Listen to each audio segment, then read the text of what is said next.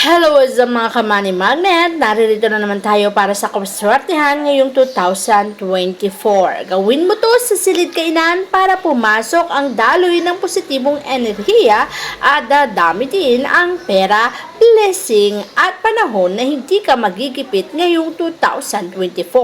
Unang dapat mong tandaan ay wag mong ipupwesto ang iyong silid kainan malapit sa front door. Dapat kasi ay ang front door ay hindi nakikita habang kayo ay kumakain. Ayon kasi sa paniniwala ng punsoy, ang bisita o panauhin na nasa silid na ito habang kumakain habang natatanaw ang front door ay nagpapahiwatig ng pagmamadali upang sila ay umalis agad at hindi na sila kakain. Ganun din naman ang positibong enerhiya, agaran itong aalis sa iyong tahanan. Hindi mananatili kaya ang positive chi ay lalabas agad kapag merong front door sa silid kainan.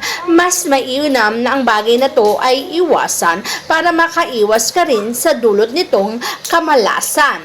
Siyempre, huwag mo rin kakalimutan na dapat ang silid na ito o silid kainan ay nararapat na magbigay ng impresyon ng kalawakan.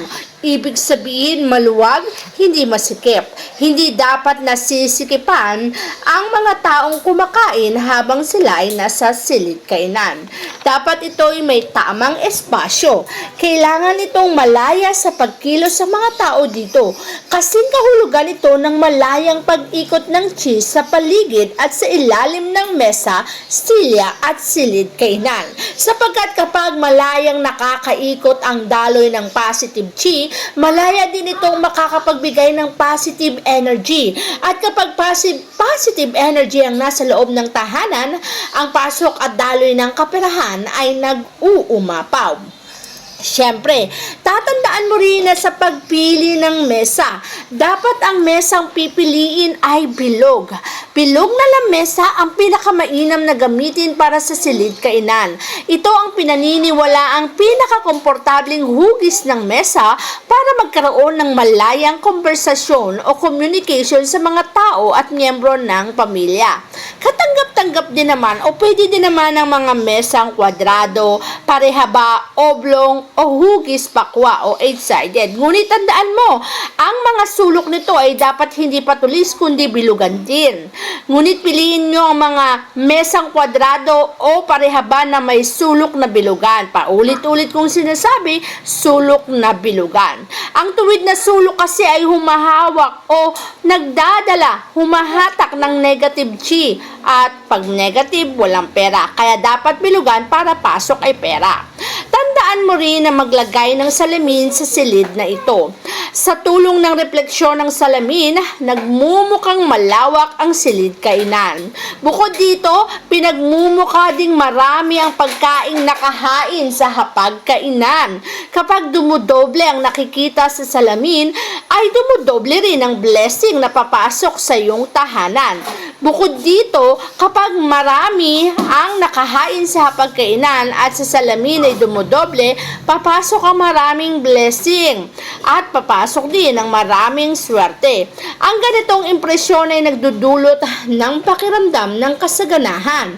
Kung kaya't kung nais mo ng kasaganahan, mas mainam na may salamin sa silid kainan kung saan habang kayo kumakain, naglalagay ng pagkain, ang lahat ng pagkain sa hapag ay nadodoble, doble rin ang pasok ng blessing sa iyong tahanan. Dapat at maliwanag sa iyo na ang isang silid kainan ay dapat pinapasukan ng sinag ng araw. Ang sikat ng araw o sinag ng araw o liwanag nito na pumupasok sa silid kainan ay nagbibigay ng positibong enerhiya. Sa silangan kasi kung saan sumisikat ang araw, sumisikat din ang bagong pag-asa. Lalo na kung nare-replika nito ang mga pagkain ay nasisinagan ng araw. Meron ka dapat bintana kung saan makikita mo ang sikat ng araw. Kung wala naman, mas mainam na lagyan mo ang iyong silid kainan ng mas maliwanag na ilaw. Mas maraming ilaw na maliwanag, mas maganda.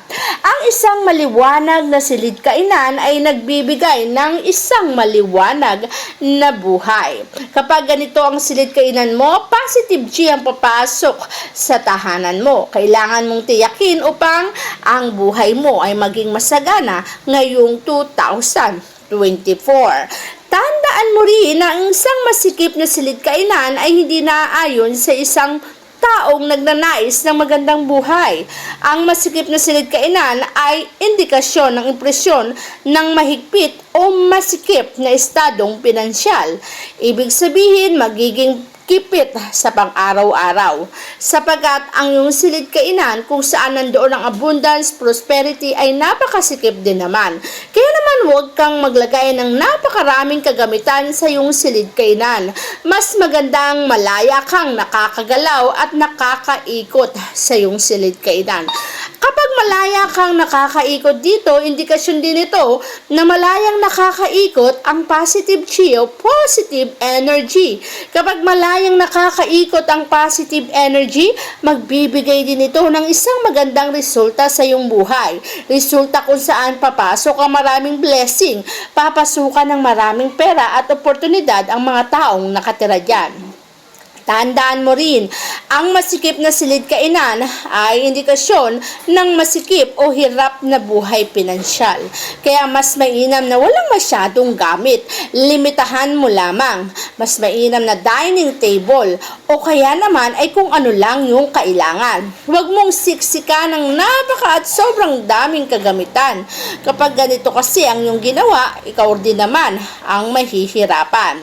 Hindi rin dapat lagyan ng silid na ito ng higit sa kinakailangang kasangkapan o muebles, lalo na kung ang silid kainan ay maliit lang naman. Sisikip ito at mahihirapan makaigos ang positive chi. Kaya naman wag mong hayaan na sobrang sikip ng silid kainan para pumasok ang positibong enerhiya. Maaari mo ring pakatandaan na ang silid kainan ay mas mainam din na malapit sa silid tanggapan o living room. Mabuti ito para sa feng shui sapagkat kapag ganito ang setup, nakikita mo ang iyong bisita na nagpapasok ng positive energy, kakain sa iyong dining area o living room o silid kainan.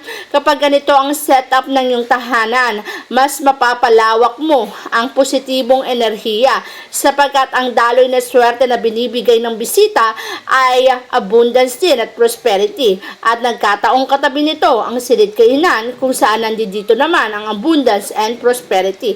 Ang pagkakatabi ng silid kainan at silid tanggapan ay naaayon-ayon sa feng shui para makapagpasok ng positibong enerhiya na magdadala ng maraming pera.